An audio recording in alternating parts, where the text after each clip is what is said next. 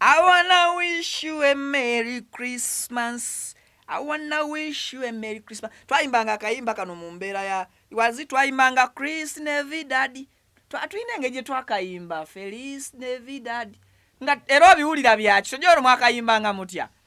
Feliz Navidad. Mwe mwakayimbanga Feliz Navidad. Kale happy ebera happy nedi. Ibera Mary no not Tonjo happy by the way happy birthday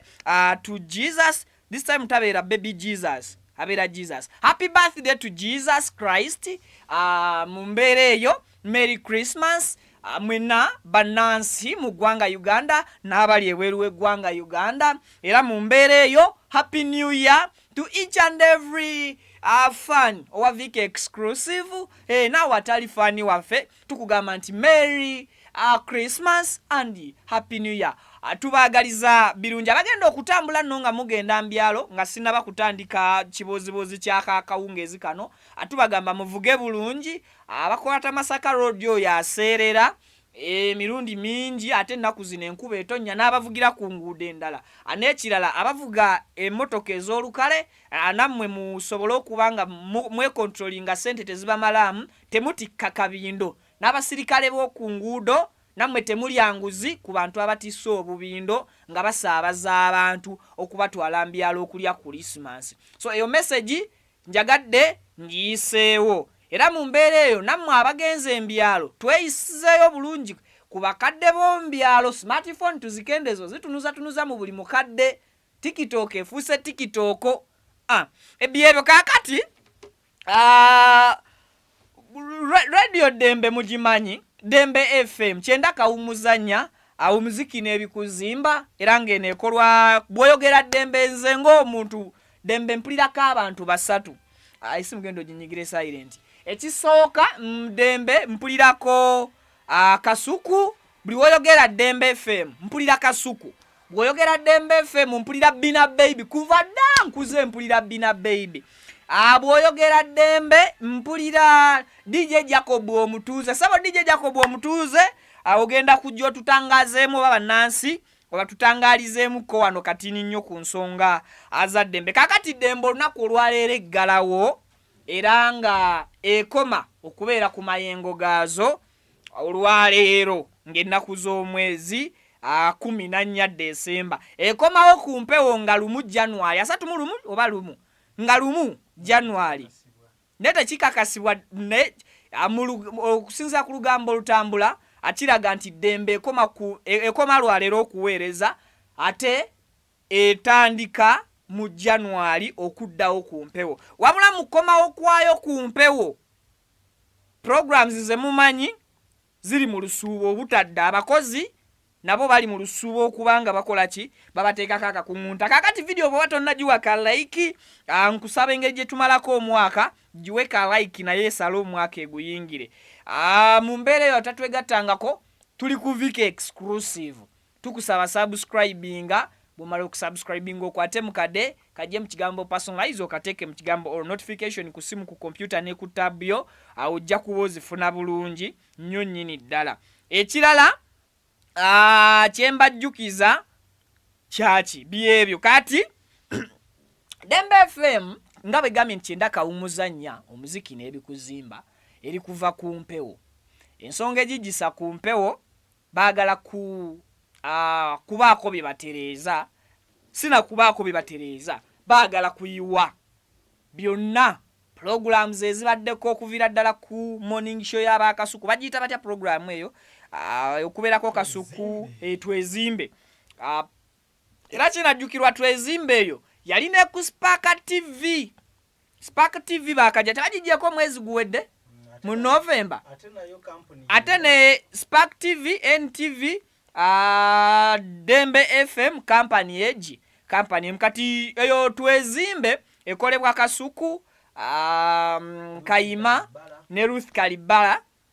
ebebo babeera mbasatu Kayima si producer wa show tebebo bonna ba Kayima Kasuku Kalibala triple A hatako mbadde sikanotisinganga okaddiye naawe kati kwa program twezimbe simpya nze okuva edda mpuliriza Bina Baby ate awo kale sole bwe nakula nawuliriza nnyo Bina Baby ako nkakyusizza kati Dembe FM bagenda kugijja ku mpewo naye ennaku zino ebintu bigenze too much digital. Ekyo kyengenda okusooka okugamba abantu ogenda sanga company tekigenda kubeera ku mainstream media zokka. Mujjukira kale muyinza okuba mwete mwabimanyi okujjako ffe abali eno mu mawulire next media waggulu awo enaggulu bayiwa abakozi if I'm not mistaken sikyo abakozi bangi be basalako nga balaba company n'ensi engeri gyeyingidde nnyo ku mulembe omudigito ebintu bingi kompyuta bezisobola okwekolera nga tezifunye bazikozesa era ne bakizuula nti company eba esaasaanya ssente efulumya ssente nnyingi okusasula abakozi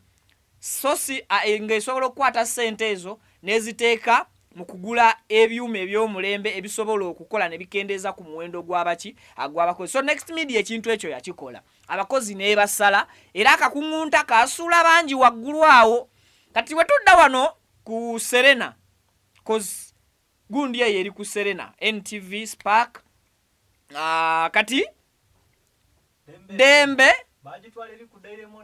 Dembe teriiwaawo ye eri eno ewali Daily Monitor. Mu mbeera eyo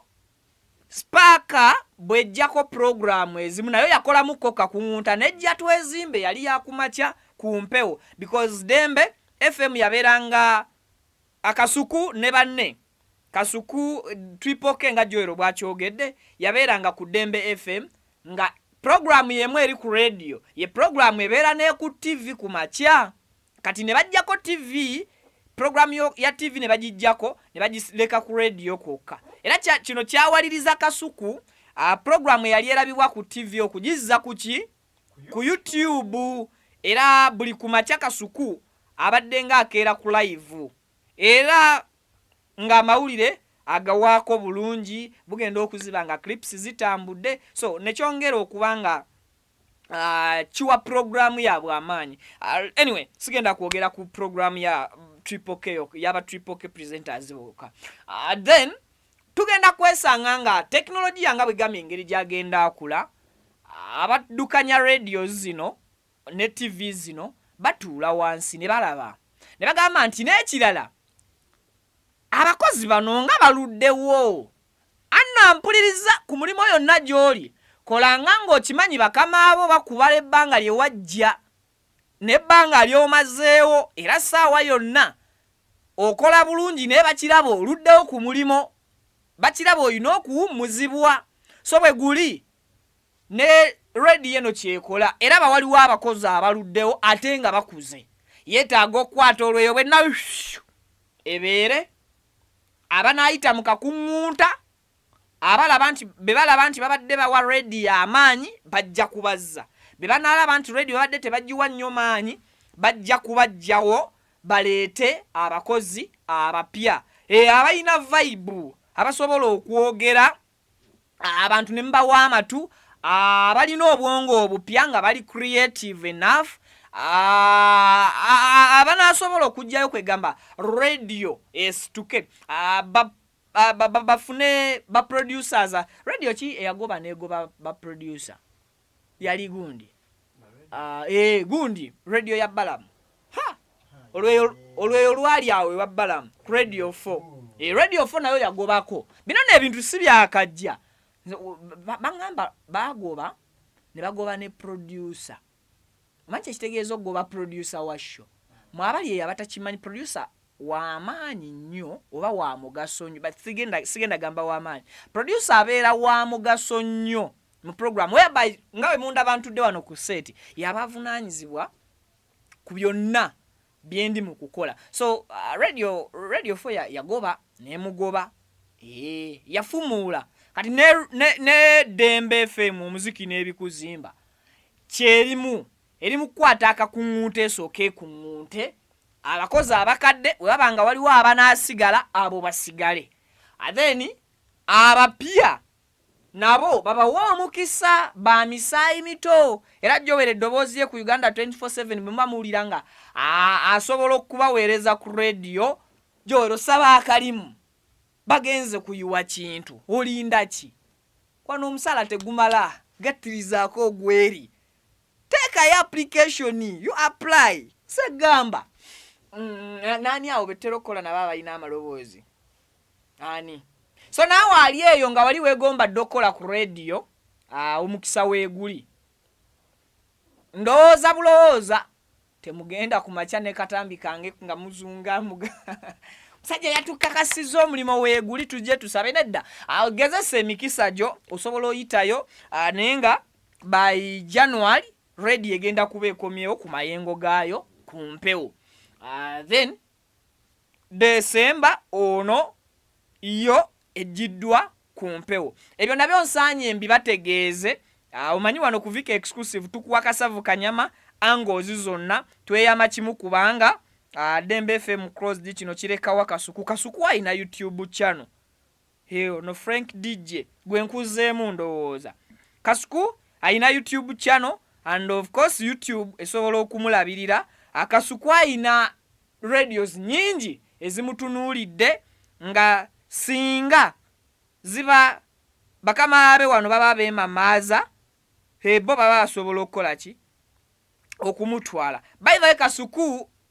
ne basimwogerako bingi be bamu ku basajja baba presenters gotasobola kugamba nti agenda kutuulaawo mpozi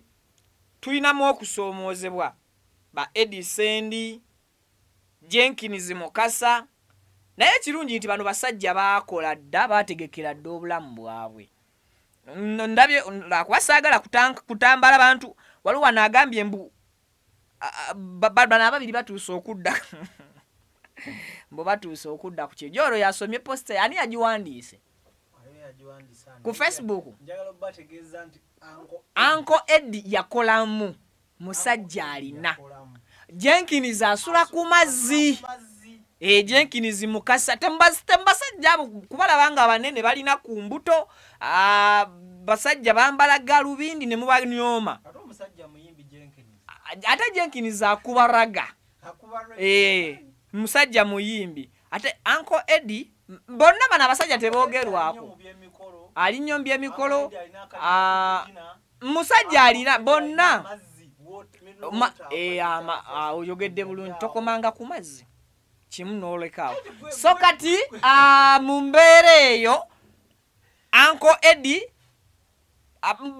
at large ba presenters abaluddewo tusuubira nti balina ke beekoleddewo mu kulwa ku mirimu gino era tetusuubira kuba nti okuwummuzibwamu kwabwe akuyinza okukosa enfuna yaabwe wabula akibawa gaapu nnene okunoonya obulamu obulala